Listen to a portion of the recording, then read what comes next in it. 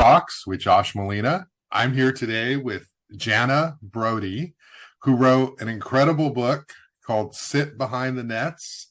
And we're going to talk about it today because this is a really compelling, sad, tragic story. But really, I think the goal was to educate people about what happens when you go to a baseball game, what could happen, but also, tell the story of someone's life. And I'm going to let Jana sort of talk about that in a second. But, essentially, your mother, Linda, went to a Dodger game and was hit by a foul ball.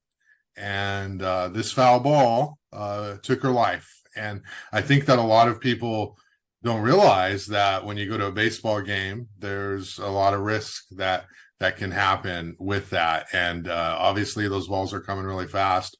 And if something like this happens, you could be at risk. And in some senses, it's very rare, but it does happen. And I think that's part of what you wanted to talk about with this book. And I guess we're at the 5-year anniversary. Jana Brody, it's my pleasure to have you on the show to talk about this. It's very deeply personal relationship. This is your mother and you chose to tell her story. So how are you doing today? I appreciate it. Thanks, Josh, for having me. Yeah, I mean, again, I'm trying to reach out and share the book, and basically the title says it all. I mean, a lot of people, I say, don't read the book if you don't have time, but get the message. It's Sit Behind the Net. So it is a bizarre situation. My mom's actually the second person to die at Dodger Stadium from a foul ball, which to me was what led me to start the path of the book. I did some, research, and after the mourning period, I would start to tell my story. People would say, I'm so sorry to hear about your mom. And they, a lot of people didn't know what happened. She wasn't sick or anything. So I said, yeah, she unfortunately got hit by a foul ball, Dodger Stadium, and died from, bleeding of the brain and massive head trauma. And their mouths just drop open. They're like, wait, what did you say? I go to the Dodger Stadium. I love the Dodgers. What are you saying? I've never heard this story ever. And that's what got me thinking. I kept saying, well, every reaction is so strong. Everybody's shocked. Everyone wants to know, what happened. What did the Dodgers do? There was no information shared. So then I'm like, yeah, that is kind of weird. No one knows. So I started Googling, fan deaths or baseball injuries. And sure enough, I got a beautiful article written that same year, 2018, by Willie Weinbaum, praising the extension of the net to the dugouts that year. It was just that year that it was all finished. So there was some speculation of fan injuries and people getting hit. And I dove into it and found out, the statistics that were created by a Bloomberg study was 1,700 folks were getting hit every season. That's every 10 games in a professional ball. And that's not counting minor league. That's not counting college. I mean, it was shocking how many people are getting injured. And then I found in that same article, Willie had talked about Alan Fish, a boy from 1970 who got hit by Manny Mota and died from the same thing, head trauma. So I just quickly wrote him back and I said, my mom died in August. How could I get that statistic changed from 1 to 2? People, that's all I can really say. And he wrote me back instantly. And I don't know, he's out of New York. So he had interest and he wasn't biased. I mean, what are you talking about? As a reporter, I see nothing about this. Again, that's what got me on this road of getting the word out. So I appreciate, this is 5 years later. And I'm still getting the word out. People are still getting injured. There was just an announcer that got beamed in the box, so there has been change, which I'm very proud to say. Dodger Stadium has raised the net and extended them all the way to the foul poles. Major League Baseball is stepping up. But however, I'm still advocating for minor league, for college ball, for spring training. It's more common than people think. Mm. So take us there. I know you were not at the game when it happened, but as best as you can tell or tell us, share with us, where was your mother sitting, right? And how did this happen? Obviously, those foul balls, they come very fast. Some people, I mean, very rare when people actually catches it, usually hit something, it bounces, then they scramble to get it. Help us understand what your mother experienced that day. Okay, yeah. And again, talk about the distractions and stuff like that. I mean, my dad is an athlete. He, he's pays attention. It's not, and my mom doesn't even have a iPhone. It was in her purse. She wasn't on her phone. These people, they were watching the game. So they were in the loge section, the yellow, which was up behind home plate to the right a little bit, just beyond the netting. So the netting was here, and then loge is, just beyond that.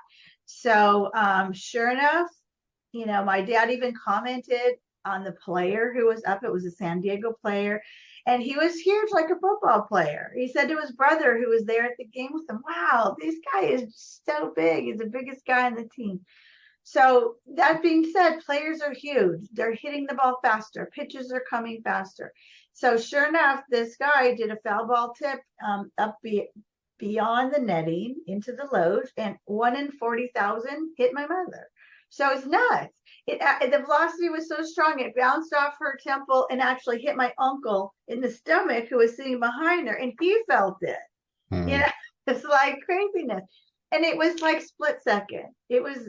I did some investigative reporting on myself as best I could. And, Brian Gumbel did a whole story on this, how did people behind, plastic and being prepared for the ball and knowing it's coming, and they still flinch and turn and can't catch, be prepared to catch a ball. So this was just fast and furious and strong, and it hit her in the temple. My aunt was there, and she said, "Are you okay?" And she says, "No, I'm not okay." And then the usher came down, and they, checked her, and they put her up in a, whatever, they could get her up the wheelchair, put her in the elevator, and, put her in an ambulance. Unfortunately, that was pretty much the last thing she said, because she started to choke in the ambulance, and that way you have to put a breathing tube in, and that was pretty much the beginning of the end. So it was crazy to be home in Santa Barbara. It was actually my wedding anniversary, August 25th. I just come home from a really lovely community party. I was up at midnight just because winding down from the evening. And my sister called. My sister and me, she lives in 2 hours away. We're friends, she just doesn't call me that often. And so to get a call at midnight, I was like, "Oi." So sure enough, she relayed the story that mom's in ICU at USC hospital, blocks from Dodger Stadium. Yes, she went to the game. It was late in the game, like ninth inning even. So it was late, and she was in having emergency brain surgery. And I was like, wait, what? Getting this kind of call late at night, it was just very mysterious. So because she was in ICU and I was 2 hours away, I was like, she said, just, wait till the morning, and come out. We'll let you know what's doing. No need to drive in the middle of the night. So there I was, and I obviously didn't sleep. I had a migraine. I never get headaches. And I had this major migraine the whole night through the morning. And I was like, feel like I was channeling her pain even. She's the one who's got migraines often. So that was very, very mysterious. But it was pretty shocking to hear your mom went to the Dodger game and never came home. Mm-hmm. And were your parents Dodger fans? I mean, would they go to Dodger games often? What was their relationship with baseball? Oh, I'm glad you asked. Yeah, it's all in the book. My parents have block tickets. So for people that don't know, it's not exactly season tickets, but it's every 10th game. So it's a lot of games.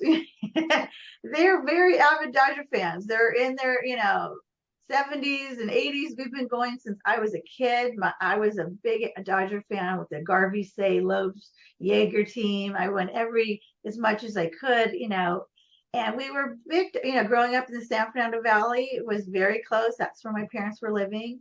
And that was date night. Every 10th game, they went with my dad's college buddies. They had four seats, great seats, and they go often. They pack a lunch, they make it a whole outing. And mysteriously enough, this one game, his buddy called and said, you know what, my wife's not feeling good. Why don't you take the tickets? So to me, that was a bit of a miraculous situation behind this whole thing. My dad invited his brother and his wife. So they were there for this horrific event, and they were able to drive the car to the hospital and be there for my dad during brain surgery, and have a brother by your side. I'm sure the best friend would have come too, but to have your brother there, this was, to me, was very mysterious, meant to be situations that I talk a bunch about them in the book, that it's so unplanned, but things that were helpful and to help my dad along, to help us grieve a little bit. But that just kind of started the mystery of the, of all games, my uncle and aunt were there as well. So that was amazing. What was the Dodger organization reaction to this? This was hit by a San Diego Padres player. So talk a little bit about the reaction from the Dodgers, the Padres, MLB. It sounds like this didn't get much attention at all until you brought it to that sports writer's attention. But talk to me about what was the reaction from the organizations. Well, that was part of the mystery too. Again, I was, we were in the grieving process. My dad is old school. This is all meant to be, it's not their fault kind of thing. But, this was before I reached out to the journalist. This was about, 5 months. It took me to say, how come nobody knows about this? And again, there was a, like you mentioned, an usher was there. There was the EMT people. There was probably a popcorn seller. There was probably people sitting next to it. Nobody shared the story. So I did learn later that my brother-in-law, who was actually my sister's boyfriend at the time, so he wasn't even really, he was involved with the family, but he had the sense to reach out to the Dodgers, unbeknownst to me. So while we were even in the hospital, they knew, he was calling them and saying, this is happening. She's still alive and now she's not, or whatever. But that I didn't really get that until much, much later. So I was shocked to know that when I did reach out to the Dodgers, I found a friend who knew someone that worked there, and I wrote a letter. It's in my book saying, we just need some closure. Can you please say rest in peace, Linda Goldbloom, longtime fan, on the Jumbotron? Maybe put a little plaque on her chair, something. But when I reached out to her, she had said, oh, we've been in touch with your, brother-in-law to be, and we know about it. And I was like, that's weird. You knew about it, but you didn't do anything. So long story short, it's in my book too.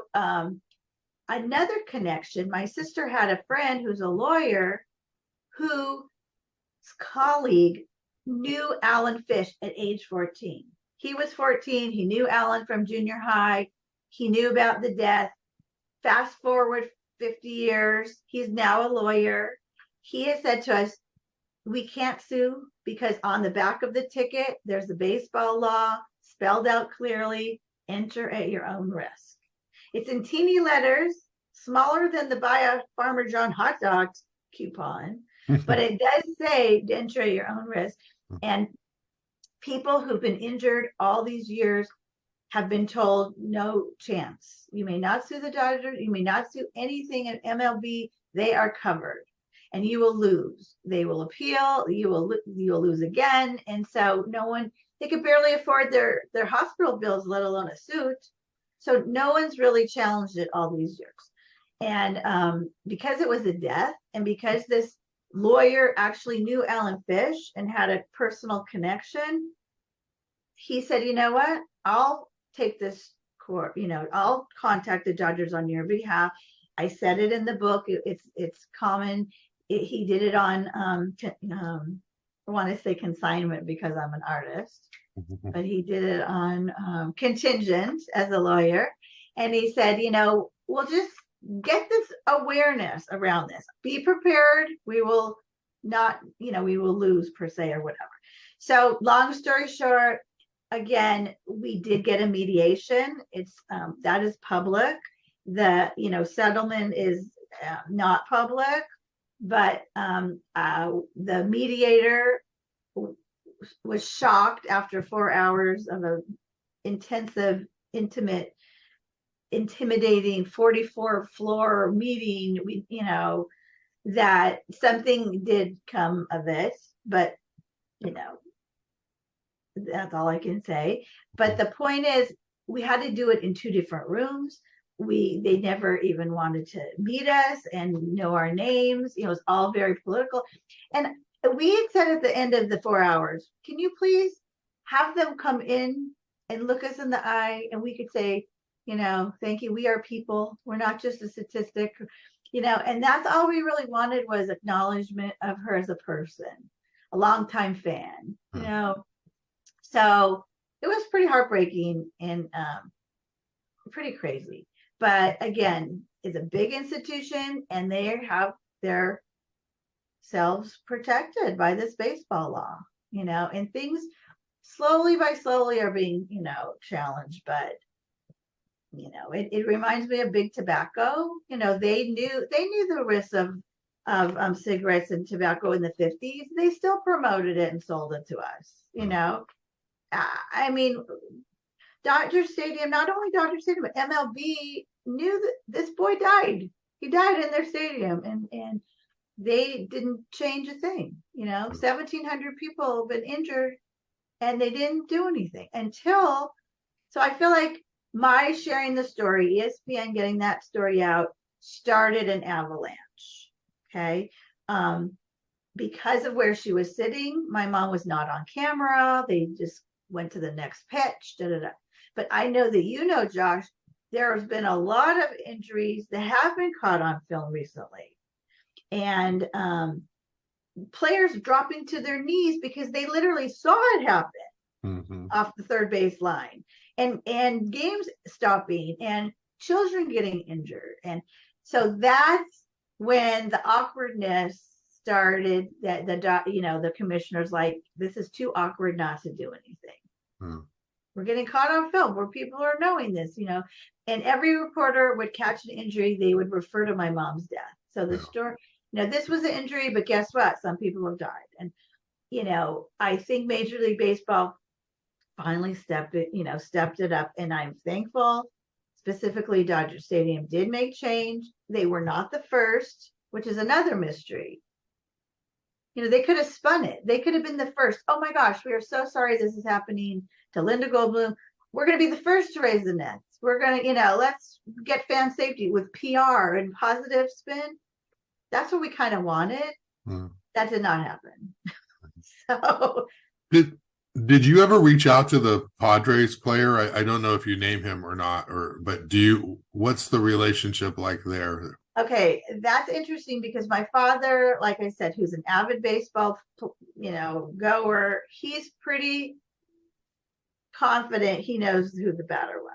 But that original ESPN story got retracted, and they took his name off because somebody somewhere found a little video maybe that it maybe wasn't him, or so there was a little bit of unsureness of the player. But the Alan Fish got hit by Manny Mota. It's in the news, it's public knowledge. But maybe they wanted to protect this player. And my dad and me are both of sound mind that we say, it's not about the players. We don't want the players to go to work and have to stress and worry they're going to hurt somebody. It's more the stadium. It's the parks. It's the commissioner's job to keep people safe, not the players. So I don't mind that his name was retracted. Was the foul ball during the game, or was it during warm-ups? Or no, it was the 9th inning. It was during the game. And like I said, my dad commented to his brother how big the guy was. So there's one really big guy on the team, and so he's pretty sure that was him. But Anyway, How did this incident affect your enjoyment of the Dodgers and of baseball? Can you watch a baseball game now, or what tell me about that? okay, Josh, it's really rough. Again, if you recall 2018, the Dodgers were on the pennant, they were on the World Series track. So I was inundated by Dodgers, Dodgers, Dodgers. Oh, Everyone's having flags, everyone's wearing their shirts, everyone's, promoting the Dodgers. And I'm like, they're making so much money and they can't even say sorry about my mom. Like, I was very angry in 2018. Thankfully, they lost the series that year. But I have to say, my sister, my brother, my dad, they're watching the Dodgers on TV still.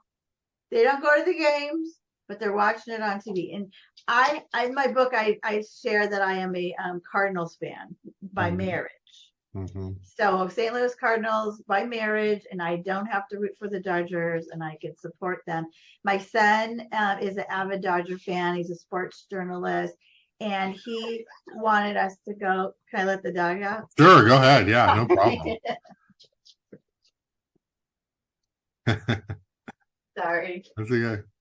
Um, yeah, my son loves baseball and he loves the Cardinals. And so the 20, I want to say it was 20, I think it was 2019 or 2020. I can't recall 100%. It must have been 2019 because of COVID.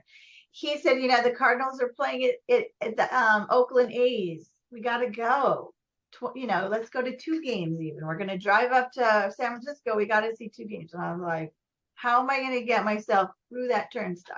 Yeah. I want to do it for my son. I want to create memories. I want to be there for my husband and have fun. And we had some neighbors, big Cardinal fans. We're all going to go as a group. And I said to my friend, "You're buying the tickets. You have to look at the inventory, get that. You can do that now and find the seats." And we were sitting behind the net. So that's my point. Yes, you can go to the games. Yes, you can support your favorite team, but prepare to be behind the net and protect yourself. It's silly to take Mhm. any chance. And I actually made a shirt that said hashtag extend the nets, and I felt like I had my little advocacy, but I got myself through that turnstile, and it wasn't easy. And we were behind the nets, and we were close, that first section. And those foul balls were coming, coming, coming. But because they were going up and over the net, they had time to calm down and slow down and bounce around the empty seats. And those, but me and my son and my husband, we all were like, had PTSD. We're like, oh my God, oh my God, oh my God. That you could just hear the cracks, see it come over. But again, where my mom was sitting, it was just a line drive shot. It wasn't like up and over, and it wasn't like a home run ball where it slows down and people can catch it at the end. This was just a shot, and those were the ones that were injuring people down the third baseline, and those were the ones being caught on camera. So I don't know. I'm very proud that Major League Baseball stepped up. A lot of change still needs to be made. Minor League Baseball just announced in spring that minor league is now mandated to raise their nets. However, they gave him to 2025 to do it. So I'm Mhm. like, that's weird. Why would you give 2 years of more injuries? Like, so that's kind of odd. Spring training, I don't know if they've addressed it. Getting back to my book, a girlfriend of mine said, I'm having my book club. Come to share your book at my book club. And I came to 20 women that I've never met before in Ventura, California. And one person in that audience of 20 was hit by a ball at a college game. I mean, what are the odds of that? So many people are hit and you don't know. And college becomes, it's the same big guys, you're still, the dangers are out there.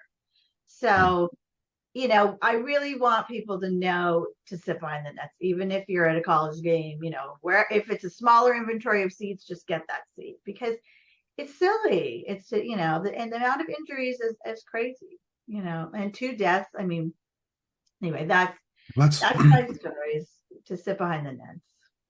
Yeah, I don't think I could ever go to a Dodger game again and even cheer for them. if I knew the organization was that, cold in terms of mediation or discussion, if that was something that happened to me, and I probably look differently at them now, just knowing that happened to you. So let me ask you about the book.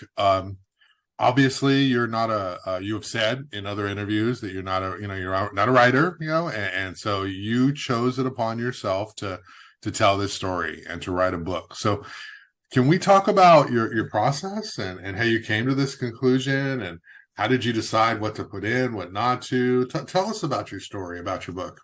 Thank you, Josh. I appreciate that. And I have been asked that more and more. Um, Again, I've been a journal writer my whole life. So I am a self-expression, and I talk to myself and get self-therapy that way. But not since I've been married. I mean, I haven't done it regularly, and obviously social media has taken over journal writing, and we share our stories in other ways. But I was on a podcast, or it was an informational session, during COVID 2020, January 2020, right before COVID actually. And I was sharing my art and what I do, and trying to pivot and trying to find ways to make a living, and so I talked about empowerment and using your words for good. So you can kind of see back there, I do these painted affirmations where, find your favorite quote and get it on canvas. And, I can get non-artists to create something powerful. So I was telling him about this, and I said, yeah, I really want to get this word out about my mom as well. And I told my story about, her, and his mouth dropped. And he said, Jana, you know what? This is a book, and this is a book with legs. People will want to hear your story, and they'll want you to be on the podcast like you, Josh, and share it because it's a powerful story. And I looked at him like, oh gosh, do I really want to dive down into that dark place and write a book about this? And he said, yes, you will honor your mother's memory. It will be a legacy, and something positive will come out of this terrible tragedy. And I said, oh, maybe you're right. And I thought about it, and it gave me a chance to grieve, Josh, really. It was kind of like when I got in touch with ESPN, it was an avalanche of reporters. You can Google Linda Goldbloom, and you could find 500,000 articles, 500,000. I got inundated with interviews and people showing up with cameras on my door. And I gave so many interviews and told my mom's story so many times that I became a little desensitized. And I could say it without crying. I could say it with a giggle because it's so preposterous, and I realized I never really grieved because that initial time I was just spewing the story, putting on a face for the camera. So this, a year later, I thought to myself, wow, can I do this? Can I go back and write these memories? And surprisingly enough, I think because I'm a visual artist, I really could put myself back there and find the colors. And I talk about her hot pink toenails and her black stitches sticking out of her head. And, this people were pleasantly surprised that my writing was good. I mean, it's kind of corny to say, but they were like, we didn't really know what to expect. And you really captured a visual, and all five senses are kind of represented in my book. So before I did want to publish it. I talk in my book how I researched literary agents, I researched publishers and this and that. But one person who was a legit literary agent told me that it was too journalistic. It should have been more documentary for her publishing company. And then guess what? My dad was approaching 90. And I'm like, you know what? I'm going to self-publish this. I'm not waiting 5 years to get a publishing deal because I want it out in the world and I want my dad to read it. So from that one negative comment, I switched gears and did self-publishing. And I'm proud that I did because she said no, I was able to get that information about minor league baseball in the book. Like I just kept adding to the story. I didn't have a timeline. I didn't have a outline, and I just told myself I need to get to 50,000 words. I took And then I would be at 20,000 and I would be like, all right, I don't know what's doing. But then again, an injury would happen in the news. Oh, there's my next chapter. Then my daughter, you'll see in the end of the book, was in New York, and there's a famous play called Take Me Out, actually won the Tony that year. It's a fiction, it's a non-real story about a guy dying by a pitch. So they had a talk back that day, and they talked, and my daughter raised her hand and got the story out, and they asked her questions. So I'm like, my story is being told in theaters. It's being told, I got the next chapter. So it was like my story was unfolding as I wrote it. And I feel really good about it. And again, it's not just a baseball story. It's a human interest story. It's a story about healing from grief. It's a story about using your voice for good. So again, I got some good feedback, and I'm just trying to get the word out, because I do want people to go to the games, but I just want them to be safe. And just in terms of your process, did you write in the middle of the day? Did you wake up at 2 a.m. and have thoughts and write it down? Or how did you discipline yourself in a way that allowed you to write a book, but still be a visual artist and a mom and, live your life? I think all of the above that you mentioned, and I have to say technology is helpful. When I would wake up in the middle of the night, I just would use an Otter app, and I would talk into the phone, and then it would transcribe to words, and then I could edit my words. So it was much easier that way. When it was emotional, I couldn't type it. I would just talk it. And I would set my alarm, 8 o'clock in the morning, 8 o'clock at night, write 1 hour. But, sometimes it would, I'd write for 5 hours. Sometimes I would write for half an hour. I did take webinars and courses, and I wrote about that in the book, that if you sit down for 20 minutes and type, and then times it by 3, and that's how many words you can write in an hour, and how many hours is it going to take to get to 50,000 words? So I tried to do it that way, and it motivated me, but it took a good, 2 years. And again, the story just kept unfolding. So I'm happy that it happened that way, So talk to me a little bit about your mom. I mean, I imagine your book talks about her life, but tell me about your relationship with your mom, and who was Linda Goldbloom, and who was she before this happened? Yeah, I appreciate you asking that a lot. She was, she'll describe herself in the book as well. She was a bubby. She's a Jewish grandma. She was a beautiful chef, a cook, a shopper. She was a confidant. She was a great listener. She was a storyteller. She was, I talk a lot about her in the book, and my nephew recently said something. Gee, I wish I would have known her better. She was kind of, interesting and crazy and kooky, but it was, again, I preface by saying it's my memories. It's not my mom, my sister's, or my brother's memories, but she was just an interesting, fun, average grandma, of 7 grandchildren who loved her deeply. And she was, like I say, ordinary woman who had an extraordinary death.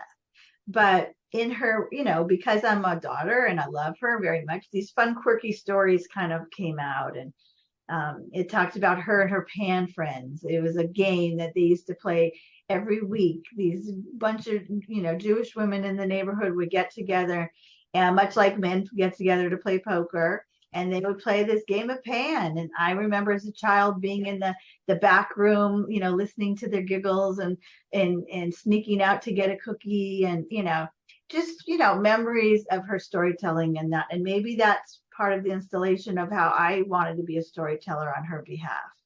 Yeah.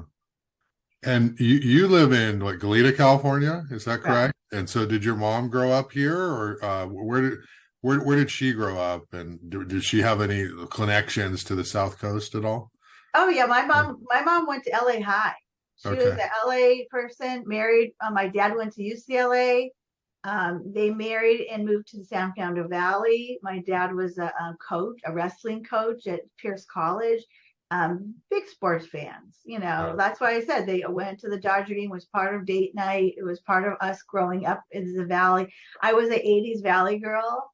Oh my God, to totally admit that, but I was, and it was part of our life was sports, and that's why my son is very inundated with sports. I married a sports guy, so my mom, she loved it too. She was social for her. She didn't care about the statistics, and I talked about it in the book. She loved the cute players, and same as me. But we had a ball going to Dodger games all these Yeah. years.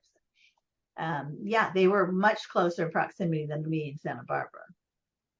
Right. And you kind of already mentioned it, but you're remarkably strong telling the story of what happened to your mother. And I think, you mentioned you told it so many times to ESPN and these national outlets that you become desensitized. But I do just have to note how courageous you are in telling this story, because it's such a tragic situation that had happened, and you're doing your best to honor her and also make change for people in the future, so they don't have to experience this when they go to a game. So that's definitely admirable.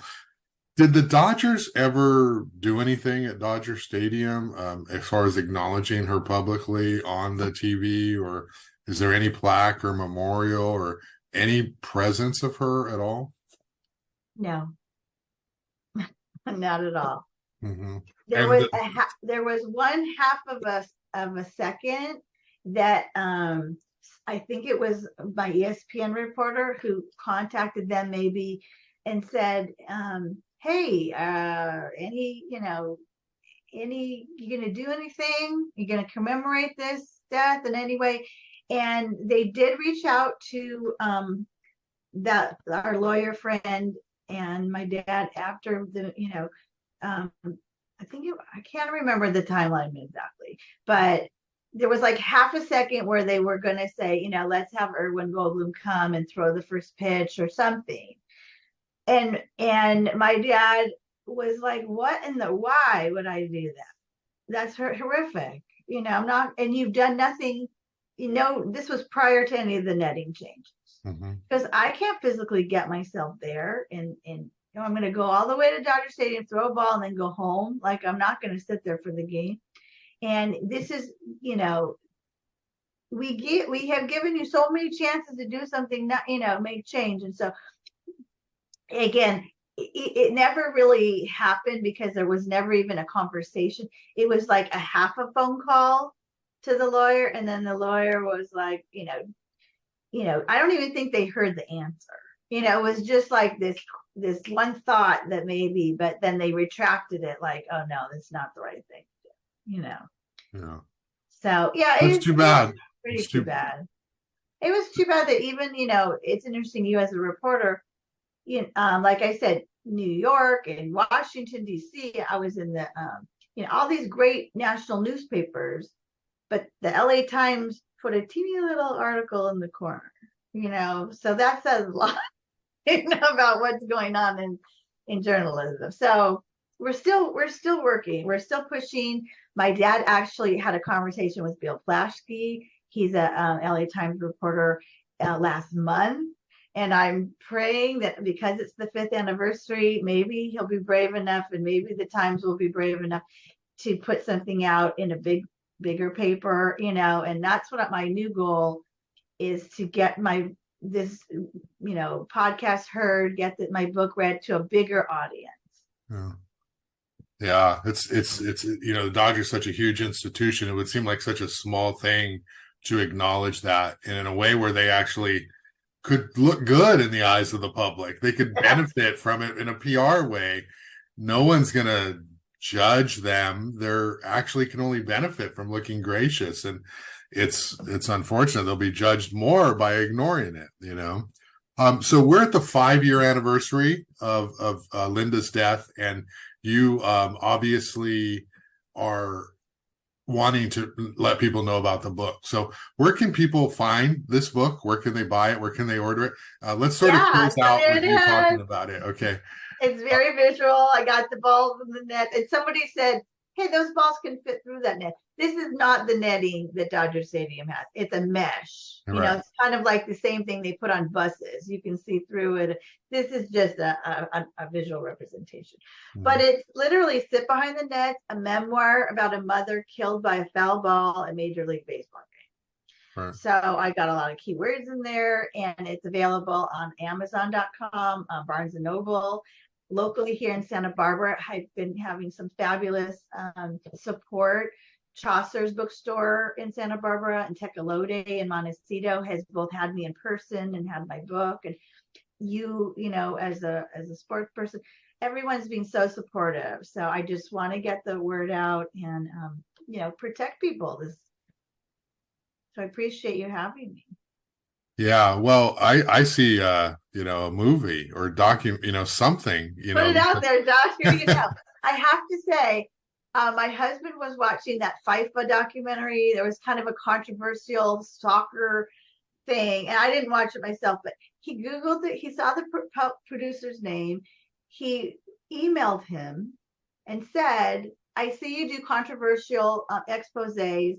Here's an interesting story of cover up. Injury. People are getting injured and nobody knows. People are dying and nobody knows." This guy actually caught us on a Zoom call. I was shocked. Like he was from England. So in the end, he's like, it's a little too far for my home. I don't know about baseball enough, but the fact that this guy took our call, and he even said, "I get a lot of pitches, but yours was interesting." So Josh, if you know anybody, if anyone listening here, documentary, I think it's a story. And even if, it gets embellished, and my husband's like, what if it was like a Dodger executive's kid that got hurt or some, like make it something more. Anyway, put it out there. Thanks, Josh, for thinking of that. Well, there's so many documentaries on Netflix. This is exactly something I would watch for sure. Thank you. But I think, the comment you made, that's also the part of this story is if it were a Dodgers executive or if it were a celebrity, the media would approach it in an entirely different way. And I think it's important for everyone to understand that we're all equal when we go to a Dodger game, and it shouldn't be something that is covered up or not given attention to, whether you're a family, lives on the South Coast, or you're a celebrity or somebody famous. They should honor and respect the fact that somebody lost their lives, in the audience there, even if there's no blame involved, just saying, hey, this happened and we feel bad about it. And we want everyone to know who this person was and that they love the baseball and we love them coming. Like, it's such an easy thing for them to do. So it's very disappointing. So when the Dodgers choke in the World Series this year, I won't feel so bad. They choked that year. I was so thankful. They lost to the Red Sox that year, but I agree. It's very interesting. And again, I'm just trying to get the word out and keep people safe because it shouldn't happen again. Right. Okay. Well, Jana Brody, I appreciate your time. And I know Judah, so say hi to him and hope he's doing well. And I will wish you luck and thank you for this conversation and have a great day. Take care. Thank you, Josh. Thank you.